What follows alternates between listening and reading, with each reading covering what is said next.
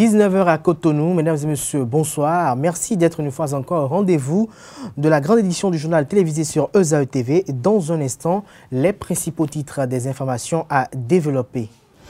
À la veille de la commémoration du 58e anniversaire de l'accession du Bénin à la souveraineté nationale, tout semble fin prêt pour que la fête soit belle dans la sobriété.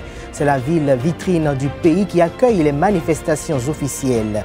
À suivre dans cette édition, le programme prévu pour la circonstance, suivi du constat fait par nos équipes de reportage. De graves manquements et irrégularités ont été relevés par l'autorité de régulation des marchés publics, ARMP, à l'Office national d'imprimerie et de presse, ONIP. Toutes les personnes dont les responsabilités sont établies seront sanctionnées et poursuivies par la justice selon le compte rendu du Conseil des ministres du mercredi dernier. Les alentours du marché international de Dantokpa se trouvent dans un état très insalubre. Les carnivaux environnants, précisément ceux de Sofla-Doto, se trouvent bouchés par des tas d'ordures et d'immondices. Dans un instant, le constat effectué par une équipe de nos reporters.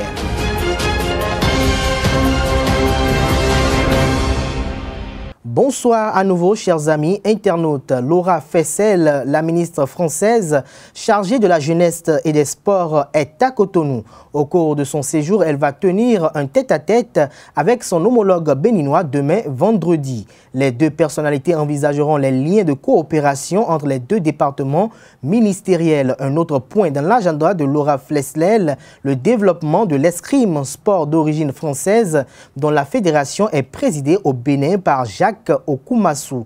La patronne des sports français est une ancienne pratiquante, médaillée olympique, championne du monde et championne européenne en escrime. Elle se fera donc le plaisir de visiter les lieux d'entraînement des escrimeurs béninois. C'était une brève pour ouvrir cette édition. La sobriété sera encore au rendez-vous de cette célébration de la fête nationale au Bénin. Au menu de la 58e édition, un défilé militaire qui se déroulera à la place de l'Étoile Rouge comme les 2 années précédentes commémorées sous le régime du président Patrice Talon. Il urge de savoir que d'une durée de 2 heures d'horloge environ, les années antérieures, le défilé militaire de la 58e édition de la fête du 1er août édition 2018 ne va durer qu'1 heure et demie environ avec un dispositif sécuritaire particulier. Selon le comité de pilotage de l'état-major général des forces armées béninoises, la durée du défilé a connu une réduction étant donné que la police nationale et la gendarmerie nationale qui présentaient au total une quinzaine de pelotons sont désormais fusionnés depuis le 1er janvier 2018 pour une force unique de sécurité baptisée police républicaine. Et cette fois-ci, au lieu de tous ces pelotons, c'est à peine une dizaine de la police républicaine qui va défiler. La deuxième raison est que le défilé motorisé à 2 roues sera supprimé. À quelques jours des manifestations officielles organisées dans le cadre de cette fête nationale, une équipe de reportage a fait le tour de la ville capitale de Cotonou. Constat Tatiana Padé. Cotonou, capitale économique du Bénin, qui accueille les festivités entrant dans le cadre de la fête de l'indépendance, revêt déjà ses plus belles parures. Entre le toilettage de la ville, l'installation du drapeau national, l'éclairage et la mise en place des équipements, tout semble fin prêt du côté de l'organisation. L'une des attractions de cette fête, c'est la foire de l'indépendance, une foire au cours de laquelle les meilleurs produits du pays sont exposés au stade général Mathieu Kéréko. Et comme vous pouvez le voir, là on a mis un chapiteau et puis on a installé des stands dedans. Les stands, c'est pour permettre à la population, les Béninois, les étrangers, tout le monde en fait, la sous-région, tout le monde à peu près, de venir exposer leurs produits qu'ils auront à exposer. Tout ça, c'est pour la foire de l'indépendance. Oui, là on est en train de sentir un grand changement, à commencer déjà par ici parce que on a été sollicité, c'est la première fois que nous sommes en train d'installer des stands comme ça à pièces pour la foire de l'indépendance. C'est la première fois. Et s'ils ont pu le faire, alors c'est pour marquer toute une différence. Et comme vous pouvez le voir, ça change totalement le cadre, vous voyez. On est chargé de l'éclairage sur le site de la foire. En réalité, la préparation, ça évolue normalement. Par l'apport de la SPE, je pense que tout à l'heure maintenant ils vont nous poser le compteur Et nous allons essayer de faire les répartitions et puis ça va démarrer. Je pense que ça évolue normalement à notre niveau. Cette belle allure que prend la ville à la veille de la commémoration de la fête de l'indépendance est appréciée à sa juste valeur par les populations. C'est bien, on constate réellement que la ville est en train de changer à petits coups, ce qui est bien. Nous souhaiterions que ça aille comme ça. Je crois que le gouvernement est en train. Et ils sont en train, on va leur demander un peu plus de vigueur dans la chose peut-être. Parce que c'est un peu difficile à la population, surtout aux riverains, de supporter. Je vois que tout se passe bien. Ils ont opté pour une fois encore la sobriété. Vous avez constaté ce qui se passe, non? Et les fois passées, c'est 2 heures de défilé. Cette année, c'est 1h30. Voilà, en tout cas, ils sont en train de s'y mettre. Et pour la plupart du temps, ils évoquent la question de moyens, voyez-vous. Moyens. Mais quand il y a une manifestation d'envergure, à l'image de la fête de l'indépendance, ils sont obligés de mettre la main à la pâte. Je trouve ça propre relativement parce que je vois il y a encore des sachets qui traînent un peu partout, mais en tout cas ils ont essayé. En attendant les séances de répétition des troupes des différents corps de l'armée, le comité d'organisation s'occupe de quelques réglages. Tout sera fait dans la sobriété. Le public aura droit seulement au défilé militaire et pas de défilé civil. Des mesures disciplinaires, des sanctions administratives et des poursuites judiciaires ont été prononcées lors du Conseil des ministres dernier à l'encontre de plusieurs cadres de l'Office national d'imprimerie et de presse ONIP, en l'occurrence les membres du comité de direction. Il s'agit de ceux épinglés dans le rapport d'audit de la mission organisationnelle et financière à l'ONIP et décision de l'autorité de régulation des marchés publics sur les procédures des marchés publics. Pour plus de précision, suivons ensemble le ministre du Tourisme, de la Culture et des Sports, Oswald Omeki, à l'occasion du compte rendu du Conseil des ministres de ce mercredi 26 juillet 2018. Rapport de la mission d'audit organisationnel et financier à l'ONIP et décision de l'autorité de régulation des marchés publics sur les procédures de passation des marchés publics.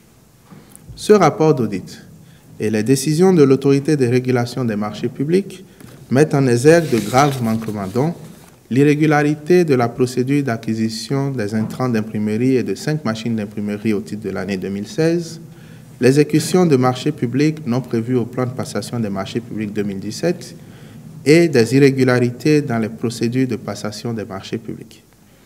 Tous ces manquements ont par ailleurs été confirmés par une mission de l'inspection générale du ministère de l'économie numérique et de la communication.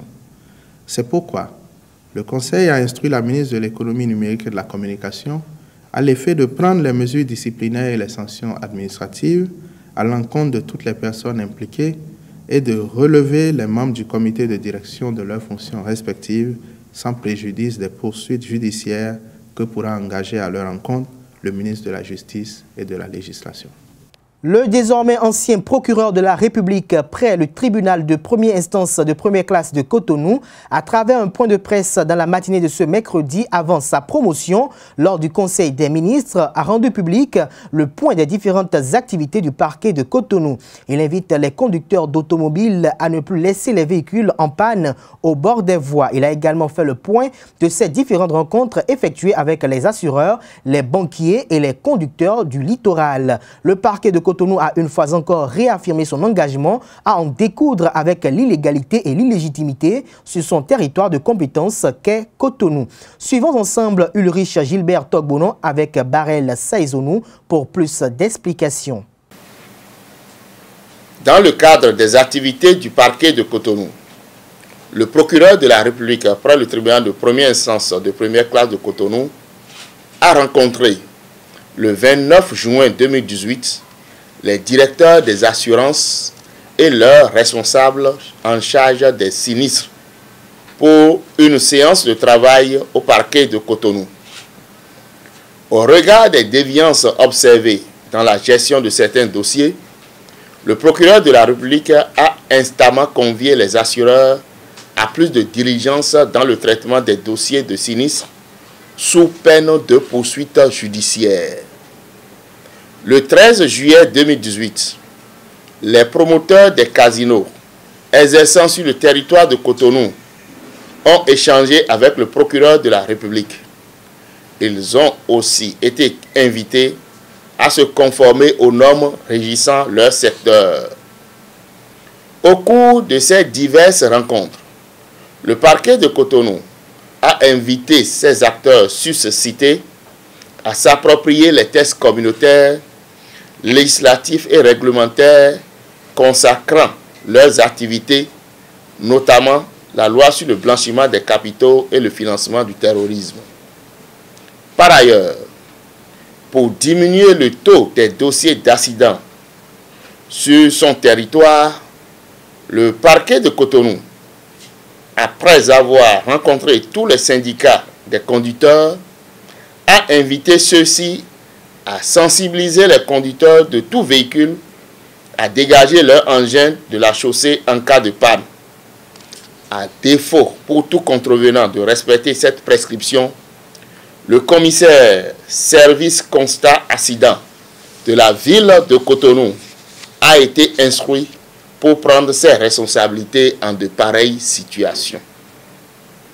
En outre, le parquet de Cotonou, après avoir invité à maintes reprises les promoteurs des sociétés de gardiennage, des débits de poissons, des hôtels et des centres de santé exerçant sur son territoire à se conformer aux tests, a initié des poursuites contre les acteurs ci-dessus cités exerçant sur le territoire de Cotonou en méconnaissance des normes législatives et réglementaires de leur secteur respectif. C'est ainsi que le mardi 24 juillet 2018, 92 promoteurs de santé, de centres de santé exerçant à Cotonou sans autorisation sont poursuivis par devant le juge des flagrants délits du tribunal de Cotonou. Cette juridiction des flagrants délits a précédemment condamné des cadres de la mairie de Cotonou poursuivis pour complicité de pollution de l'environnement à une amende de 200 000 francs CFA et leur a enjoint de mettre la ville au propre au plus tard le 15 juillet 2018. De même, un citoyen de la ville de Cotonou, dont l'immeuble SIA Agla, menaçant l'ordre public et la sécurité publique, a aussi été condamné à une amende de 500 000 francs et à démolir, au plus tard le 5 août 2018, l'ouvrage de type R+1 par lui réalisé. Ces diverses décisions sont disponibles pour les chercheurs et permettent d'apprécier l'intervention du parquet dans le cadre de vie de son ressort. Il n'est pas inutile de rappeler aux habitants de Cotonou que des procédures sont initiées contre tous ceux qui occupent le domaine public naturel, comme les bas-fonds, pour éviter que le drame de la Côte d'Ivoire ne se répète dans la sous-région.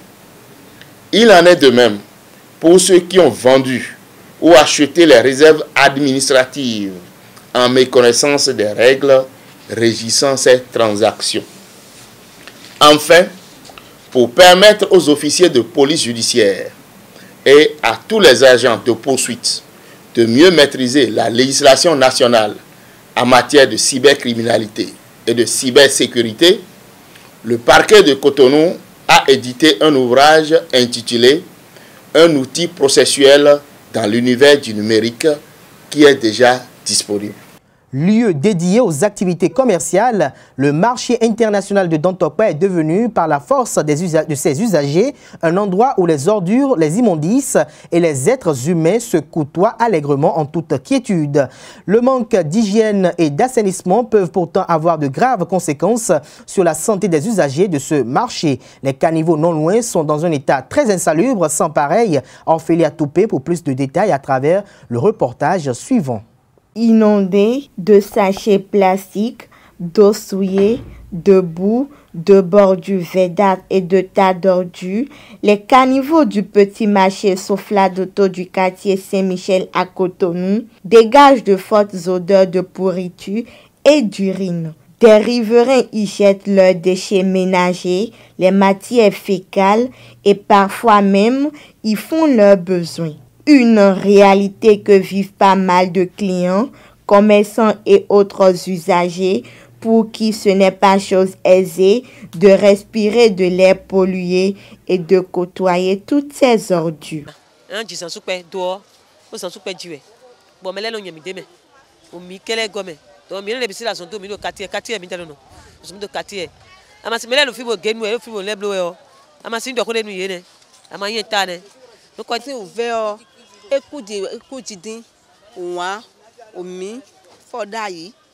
Nous bien donné à y a un au bout jouer propre.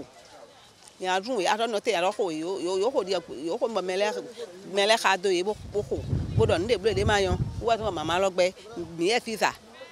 Mais mon frère l'a dit, elle sait à bien mes flèches. Fidèle ma sabe de la foi d'aide. Mais maman fidèle, mais moi foi d'aide, flèche. Il s'agit d'ada et d'affaires, ça me. À dernier me clique à ça, quoi, y a mais. Parce que côté, moi, et support nous bodons. Et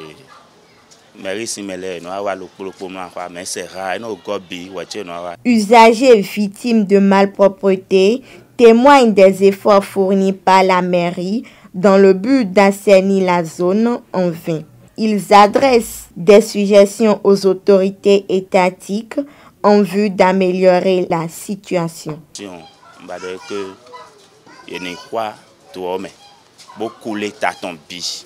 Sinon, ma collègue a une bonne dame, les gosses en chimère. Bon, besoin de ça, donc, et nous avons donc le poignet n'a pu passer, donc il y a une coulée à tomber là, descend à des blancs bleus. Nous déjà les bateaux, toi. Nous les bateaux, toi. Le logement a des états mis bas, toloto, et dans mes athlètes, mon fait midi aïe. Ni dit que de beau buer donner vos blolo amis. Ni votre droit blolo, bon, ni à gagner de la foi d'aïe, voilà. Ni no fide ni toma ti nouveau ya na fa ideme toma nouveau ya ma da fa ideme ne pa ko di mi so do client mo di ho do wa mi so do teme de so wa no si wa bo asu su do ji ma mi amo teme ma gare moto ko fiere bi kan je na ni de ba vi ni.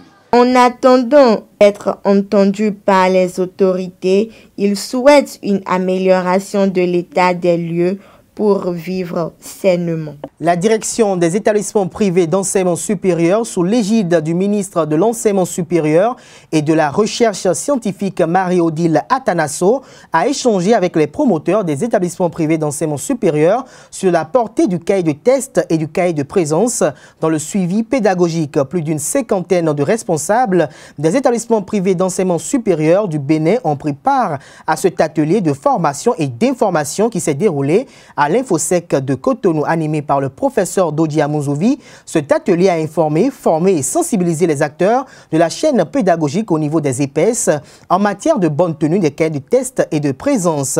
Suivons-en le compte rendu. C'est un atelier d'information, de formation et de sensibilisation des acteurs de la chaîne pédagogique au niveau des établissements privés d'enseignement supérieur pour une bonne tenue des cahiers de test et de présence. Sous l'éclairant leadership de Madame la ministre de l'Enseignement supérieur et de la Recherche scientifique, Marie-Odile Atanasso, la Direction générale de l'Enseignement supérieur et la Direction des établissements privés d'enseignement supérieur, après des missions de suivi pédagogique, ont procédé à une restitution des résultats. Cette démarche s'inscrit dans la dynamique d'assurer la mise en place et la gestion optimale des cahiers de test dans les EPS en mettant en exergue les caractéristiques majeures de la tenue des 10 cahiers. Les constats réalisés à l'issue de plusieurs missions d'inspection relatent le fait que certains EPS ne disposent ni de cahiers de test, ni de cahiers de présence par endroit et ailleurs, des cahiers de test n'ont pas été conçus par matière, par filière et par année ou encore ne sont pas tenus avec les soins y afférents. Rédaction de cahiers de test doit faire apparaître les contenus,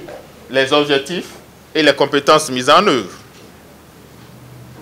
la programmation et la progression, le travail effectué en classe, celui donné à faire en dehors de la classe. J'ai parlé tout à l'heure des exposés, les travaux de groupe, les examens, les partiels, les devoirs, les différentes tâches et évaluations, leur fréquence, les dates de distribution, les dates de remise, les dates de restitution, les dates de correction.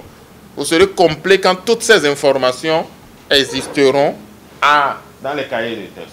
Le cahier de test renseigne sur les étapes du cours. Les corps d'inspection demandent une utilisation pertinente et régulière de cet outil à visée pédagogique. Selon le professeur Dodia Mouzouvi, lors de sa présentation liminaire, il s'agit tout simplement d'accompagner les épaisses vers un meilleur assainissement de leur secteur en valorisant les efforts fournis par ces derniers pour un changement de la perception sociale afin d'arriver à l'homologation des établissements privés d'enseignement supérieur sans occulter l'agrément. On doit avoir leurs identités. Première page, dans la toute première page. Donc, on a besoin d'au moins 4 personnes. Le responsable de classe, l'enseignant, le responsable académique ou pédagogique, ou le directeur des études, ou celui à qui il a délégué cette tâche, et le financier. Indiquer, chaque fois qu'il y a assistant, ses contacts aussi, s'il vous plaît. Le travail, c'est le travail. Et si vous avez des responsables au niveau des études, du département études de vos établissements, qu'ils le fassent. J'insiste là-dessus. Tellement que j'insiste que nous rentrons dans une phase nouvelle qui nous amène vers l'agrément. Et c'est sur ces aspects que ça pourrait aussi se jouer. S'il vous plaît. Non pas qu'après le permis, tout soit permis, non. Mais c'est qu'avant le permis, vous avez les bons réflexes et vous n'allez plus reculer, vous n'allez plus régresser. Conscient de la pertinence des réformes engagées dans leur secteur, pour un nouveau départ et plus de crédibilité, la grande majorité des établissements privés d'enseignement supérieur du Bénin a répondu présent à cet appel à travers les directeurs des études, les assistants et même des fondés qui ont effectué le déplacement. C'était des moments d'échange à bâton rompu, en toute convivialité, mais aussi et surtout riches d'enseignements et de recommandations afin de dynamiser davantage le secteur des établissements privés d'enseignement supérieur. Le Rotary Club Cotonou Rive Droite a procédé le vendredi 20 juillet à la passation de charges entre l'ancien et le nouveau bureau au Best Western Hotel de Cotonou. Au cours d'une cérémonie conviviale, une première pour ce club, la présidente sortante, l'ami Aïcha Donou, a transféré ses attributs à son successeur, l'ami Eric Zoumenou. À cette occasion, le nouveau président a réaffirmé son engagement au service de la communauté. Compte rendu signé Carles Kitomé et Christian Thomaï-Ménan. Par ce tâche de transfert de collier, la immédiate passe-présidente Aïcha Adomou passe les charges de la présidence du Rotary Club Cotonou Rive Droite à son successeur Eric Zoumenou, ainsi que la charte, le clocher et le maillet, les autres attributs de cette fonction. Il hérite par la même occasion du devoir de continuité des projets engagés. Il y a un an, quand je prenais la charge, je sais que j'étais vraiment dubitative, j'étais pleine de craintes parce que j'héritais d'un club qui venait de traverser beaucoup de difficultés. Mais très tôt, j'ai compris que tout ce qui était à mes yeux des obstacles était en réalité notre force. Et c'est ce qui explique qu'aujourd'hui, le Rotary Club de Cotonou Rive Droite a pu renaître de ses cendres tel un phénix. Et vu que le Rotary est une continuité, le comité entrant travaillera afin que ce projet puisse prendre corps. C'est donc avec beaucoup d'assurance que je passe ce soir le collier à un ami très spécial, l'ami Eric. Le président entrant, Eric Zoumenou, a accepté cette charge avec un nouvel engagement. Qu'on ait 28 ans ou 63 ans, celui qui s'engage au Rotary cherche à donner un sens supplémentaire à son existence en donnant de lui-même aux autres. Servir, c'est donner du soi. Donner gratuitement, sans entendre de la contrepartie ou de la réciprocité.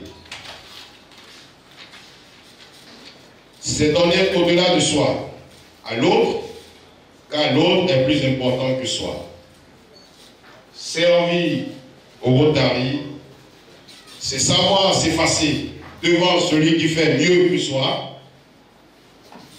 Et présider un club rotarien, c'est à mes yeux d'abord et avant tout faire confiance à ceux que l'on va solliciter. Une nouvelle année pleine de promesses s'ouvre ce 28 juillet au Rotary Club Cotonou Rive Droite avec ce nouveau comité directeur installé. Sport pour finir, la gymnastique a offert 4 médailles de bronze au Bénin aux Jeux africains de la jeunesse en Algérie. Rodrigue Aïssou et Tonan Koungra, les heureux ambassadeurs béninois, sont revenus au Bercail mercredi après-midi. Ils ont été accueillis chaleureusement par les membres du Conseil national des supporters du Bénin et les membres du comité exécutif de la Fédération béninoise de gymnastique. Le directeur technique national adjoint Innocent Yaka, encadreur des 2 médaillés, et le président Léonide Gbagidi reviennent sur la performance de leurs protégés en Algérie. Ça n'a pas été facile parce que c'est la première participation du Bénin à un événement africain. Et on a travaillé, même quand les enfants passaient, parce que l'entraînement, on a travaillé, on a préparé au pays. Arrivé là-bas, on a encore travaillé. Mais quand les enfants passent, quand les enfants travaillent, il faut, le coach ne peut voir tout ce que les enfants font et maintenant essaye de voir les fautes à corriger et autres. Certes, les enfants ont fait des erreurs, on a appris pour les qualificatifs, on a travaillé pour la finale et ça a donné ces médailles que vous avez. Mes sentiments sont des sentiments de joie. Vous l'avez dit, je suis le président le plus heureux depuis vendredi passé. Parce qu'il faut dire que déjà le vendredi, ils ont obtenu chacun une médaille de bronze en qualification par équipe. Donc le Bénin a été classé 3e. Ensuite, le samedi, ils ont compéti en mixte pair et ils ont eu également chacun une médaille de bronze. Ça fait 4 médailles pour les 2 athlètes, c'est-à-dire pour la gymnastique à ces 3e Jeux. Je pense quand même que c'est inédit, ça ne s'est jamais passé comme ça pour le Bénin. Nous sommes très joyeux. Ils ont porté haut la gymnastique, mais ils ont porté également haut le Bénin parce que notre drapeau a flotté en 3e place au niveau donc de Alger. C'est heureux. Et si vous faites du travail, si vous vous battez, si vous vous sacrifiez et qu'au bout du rouleau, vous avez le succès, c'est une bonne chose. Mais je dis, ce n'est qu'un début, ce n'est que le début du commencement, comme l'a dit l'autre. Nous pensons que ces enfants ont encore du potentiel et un peu plus de travail. Ils pourront décrocher des médailles d'argent et pourquoi pas la médaille d'or. Parce que notre option, c'est d'aller à la médaille d'or, c'est d'être champion d'Afrique. Et ces enfants, c'est dans la catégorie donc des juniors qu'ils ont compéti. Nous avons d'autres qui sont seniors et je pense que nous nous préparons pour que une fois au Congo-Brazzaville en septembre prochain pour le championnat d'Afrique d'aérobic, nous puissions aussi écrire donc une très bonne page de l'histoire de la gymnastique béninoise et pourquoi pas du sport béninois. Nous pensons que les autorités qui nous ont aidés, les journalistes qui nous ont aidés, les parents des athlètes, les entraîneurs, tout le staff technique ont droit à ces médailles et nous dédions ces médailles à tout le peuple béninois et que Dieu nous aide, que Dieu nous garde. Nous allons encore vous faire beaucoup de surprises par rapport donc à ces jeunes. Nous avons de très bons talents dans le pays. Nous avons commencé à travers tout le pays des détections. Nous étions à Misrete, nous étions à Dangbo, nous étions à Savalou déjà il y a quelques semaines et nous pensons que nous allons continuer. Nous allons repasser encore là où nous sommes déjà passés. Nous allons passer là où nous ne sommes pas encore passés et nous avons beaucoup de talents dans le pays et nous allons les détecter, nous allons travailler avec eux. Mesdames et messieurs, c'est la fin de cette édition du journal télévisé sur Eusaïe Télévision. Merci pour l'attention et passez une agréable soirée en compagnie de nos programmes sur les www.eusaïetélévision.com. Bonne soirée à toutes et à tous.